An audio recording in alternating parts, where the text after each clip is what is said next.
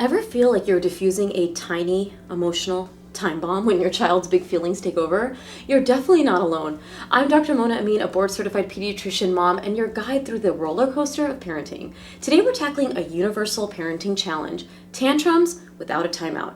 If you're new here, hit that subscribe button so you don't miss out on videos that help you navigate your child's health, development, and behavior with confidence. Let's get to it.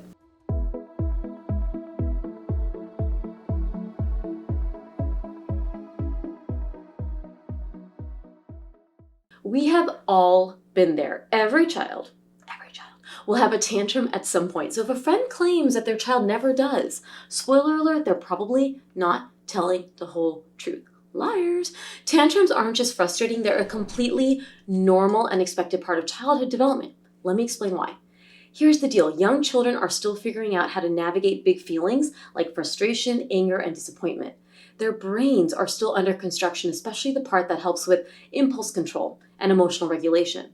Add to that the fact that they don't yet have the language to explain how they're feeling, and it's like putting a tiny human in an emotional blender.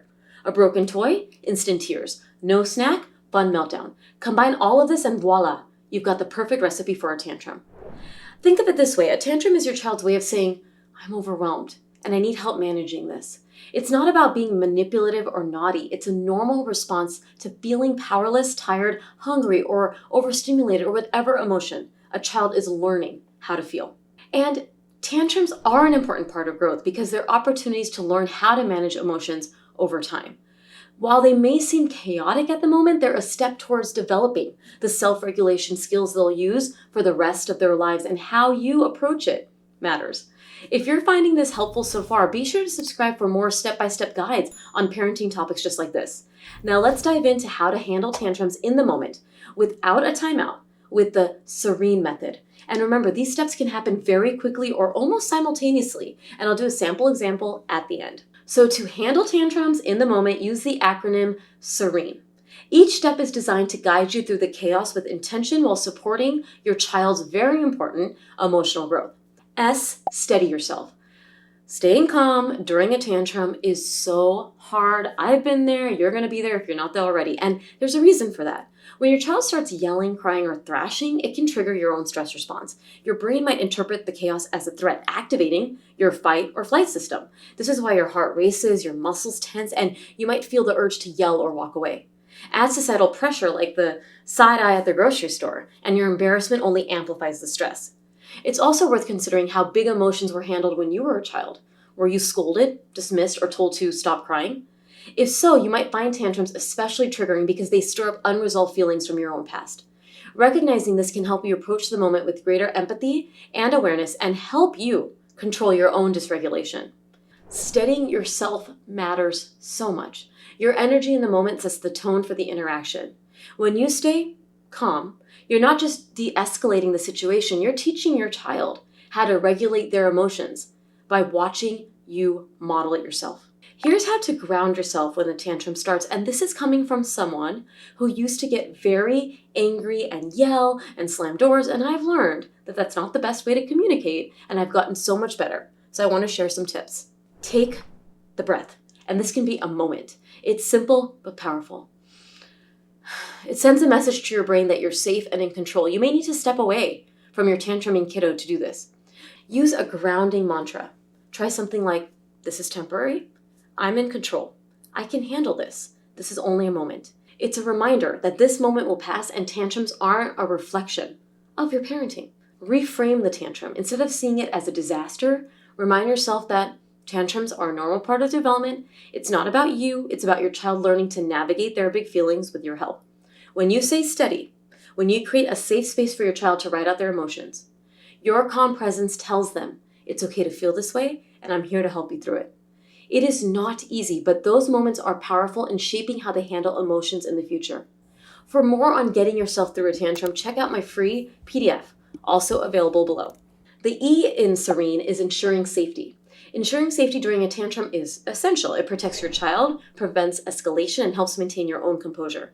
Safety doesn't just mean physical protection. It also creates an environment where your child can express their emotions without harm or fear. Let's break it down. Start by moving away any objects that could harm them, like sharp toys, furniture with hard edges, or things your child might throw. If you're in public, consider stepping into a quieter area to minimize distractions and reduce the intensity of the situation. If your child is at risk of hurting themselves or others, whether it's hitting, pinching, or throwing, you may need to intervene. Gently hold their hand or guide their body to a safe position, saying calmly, "I won't let you hurt me or yourself." This isn't about punishment, it's about protecting everyone involved. If they're targeting you specifically, example, pinching or hitting, it's okay to remove yourself temporarily and say, "I'm going to step away because it's not okay to hurt me. I'll stay close by and help you when you're ready." This sets a boundary while staying emotionally available. It's crucial to let your child know that all feelings are okay. Anger, frustration, sadness, but not all behaviors are. You might say, "It's okay to feel upset, but it's not okay to hit or throw things. Let's find a safe way to let out those big feelings." This helps them understand the difference between expressing emotions and managing actions.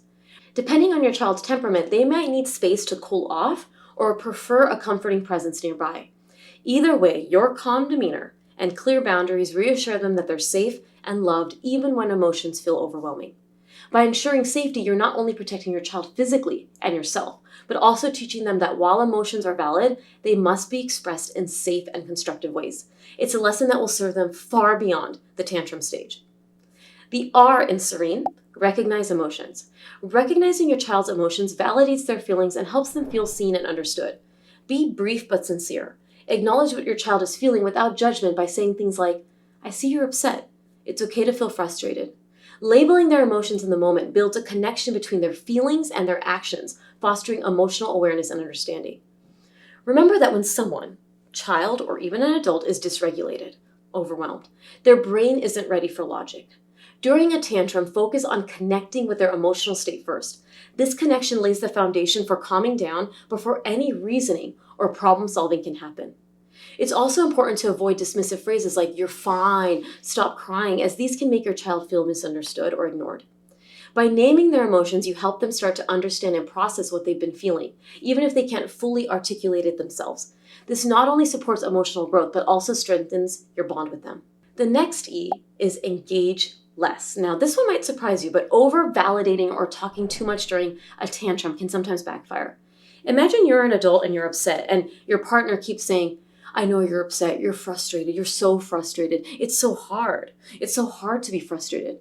At some point, you're going to probably yell, "Stop talking to me," or "Stop talking about it and be quiet." For kids, especially during a tantrum, too much talking or reasoning can feel overwhelming or even annoying. Their brains are already flooded with big emotions, and adding a constant stream of words can escalate their frustration instead of calming it. It's like trying to explain calculus to someone stuck in a tornado. It's just not the right time. Here's the key. Less is more. Use short, calming phrases like, "I know you're frustrated. I'm here. You're safe." And then be quiet. If even that feels like too much, pause and stay present. This is called holding space. Your calm, quiet presence often speaks louder than words. It's also worth noting that over-validating can unintentionally enable the behavior. Kids might start to lean into drama if they feel like every outburst gets an elaborate response. By keeping it simple and steady, you show them that you understand their feelings without fueling the fire. Sometimes all they need is to see that you're there and calm, like an emotional anchor in the storm. Save the longer conversations for later when they're calm, once the tantrum has passed and their brain is ready for learning and connection.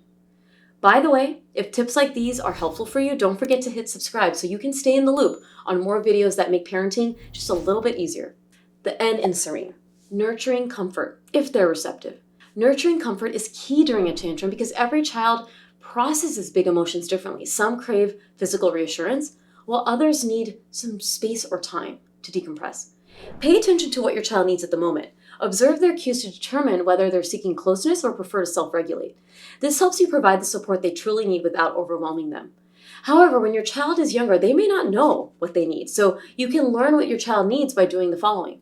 Offering comfort with a choice, like putting your arms out and saying, "If you need a hug, I'm here." Or you can have some space. "I'll be here waiting." Here's why. Forcing a hug or physical contact can feel intrusive for a child who isn't ready, potentially escalating frustration. By putting your hands out and giving them control over whether to accept the comfort, you're respecting their boundaries and teaching them to identify and communicate their needs. And also, The younger your child, so that early toddler, they're having tantrums after 12 months, 15 months, 18 months, they don't know how to self-regulate yet. So by seeing you offer comfort, saying that you'll be there if you need it, you are showing them that they do not have to do this alone. And as they get older, you're going to find that the strategy of, do you need me or do you need some space, will come in handy for your child who's learning what's best for them to cope with big feelings. And if your child seems to need space, that's okay too. But you can support them by reassuring them by saying, I'm here when you're ready. So they know that they're never alone, even if they want to be alone. Some children may want to be held during one tantrum and prefer space during another tantrum, and that's completely normal.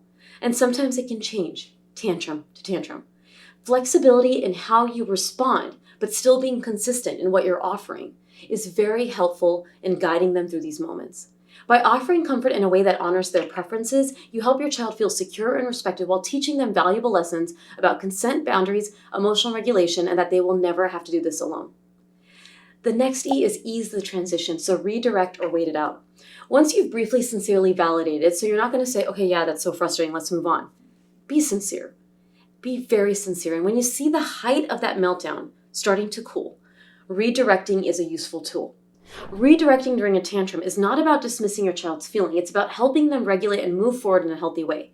In fact, redirection can be a powerful tool for teaching emotional intelligence when done thoughtfully. When a child is in the middle of a tantrum, they're overwhelmed by big feelings. Redirecting their attention to something calming, maybe to coloring, taking a walk, or engaging with a favorite toy, isn't about ignoring what they're feeling. It's about giving their brain a chance to reset. Once the intensity has passed, they're better equipped to process their emotions and communicate more effectively. And why isn't redirection dismissive in my mind? Because you're not saying, stop crying and look at this instead. You're validating their feelings first with something like, you're feeling really frustrated right now. Let's see if going for a walk helps. It's okay to feel sad. Do you want to play with your toys? And redirect them to a toy. This strategy can help redirect many children. Remember, if they're very upset, don't force them to take deep breaths. For a younger child, redirecting to a play item or a walk can really help. And for an older child, redirecting to another activity can help too. Why should you avoid screens or food as distractions? Make sure the distraction is not screens or food. Relying on screens or snacks to calm a tantrum can create unhelpful patterns where emotions are tied to external rewards.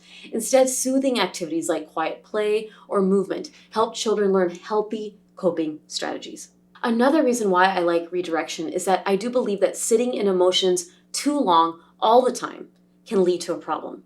While validating emotions is essential, constantly sitting in emotions without offering a healthy way to move forward can become enabling. It may unintentionally teach children staying in a heightened emotional state is the only option, rather than showing them how to process, be okay with those feelings, and move forward. Redirection with validation provides a balance. It validates their emotions while also guiding them towards productive ways to cope. Now, if redirection doesn't work, that's okay too. Sometimes they're just not ready.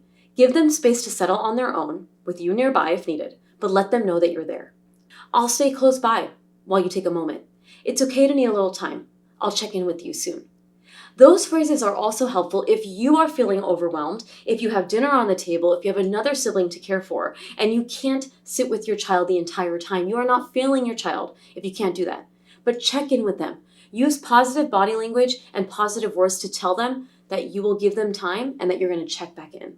Redirecting in general isn't about shutting down their emotions. It's about guiding them through the storm, helping them practice emotional regulation, ensuring that they don't get stuck in the cycle of their big feelings.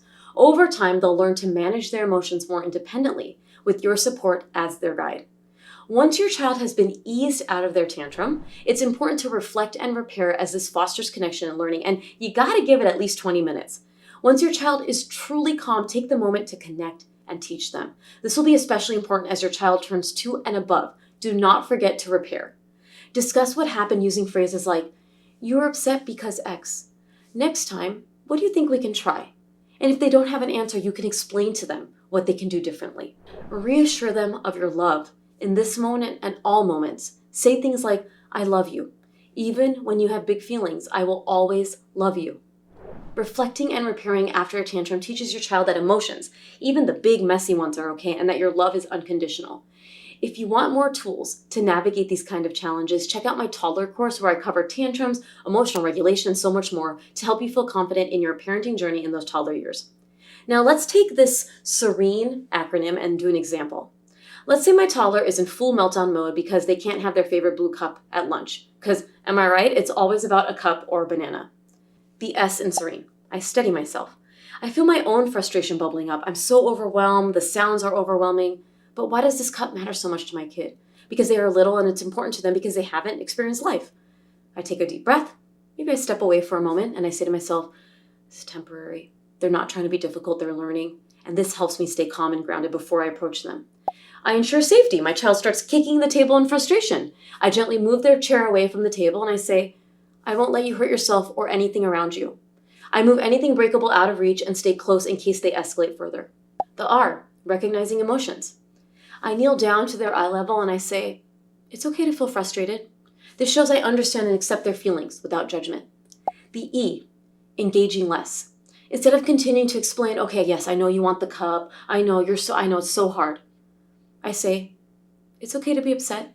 That cup is not available. I stay quiet after validating their feelings without adding more fuel to the fire. The N, the nurturing comfort. I hold out my arms and say, do you need a hug or do you need time? If they lean in, I give them a comforting hug. If not, I stay close, maybe on the ground, and I may choose to redirect.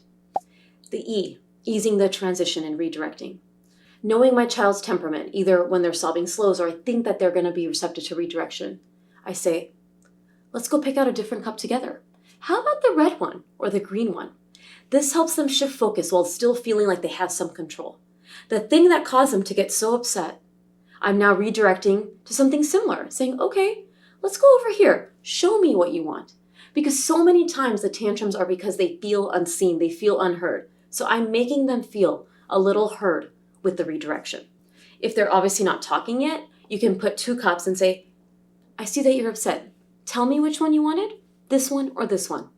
Or when you redirect them, you can say, I see you're upset. Let's go for a walk right now and take them for a walk and point to things outside in the world and redirect them to a new activity that's positive. Later, 20 minutes after the tantrum episode, I reflect with them, or maybe it's happening later that night. You're upset because you wanted the blue cup. Next time, let's work together to pick a cup that's available. I'll also reassure them that I love you. Even when you get upset, I always love you. The great thing about the SERENE method is that it can be applied to various age groups and accounts for different temperaments.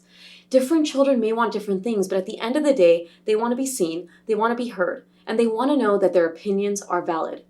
Looking for help on specific scenarios? Comment below and I may create a video to help you and this community. Have you ever tried a method like the SERENE method? Which step do you think will make the biggest difference for you, or which step have you not been doing? I'd love to hear your thoughts. I'd love to hear your questions for clarifications. Remember, we have a team of medical professionals and parenting experts that can answer your questions.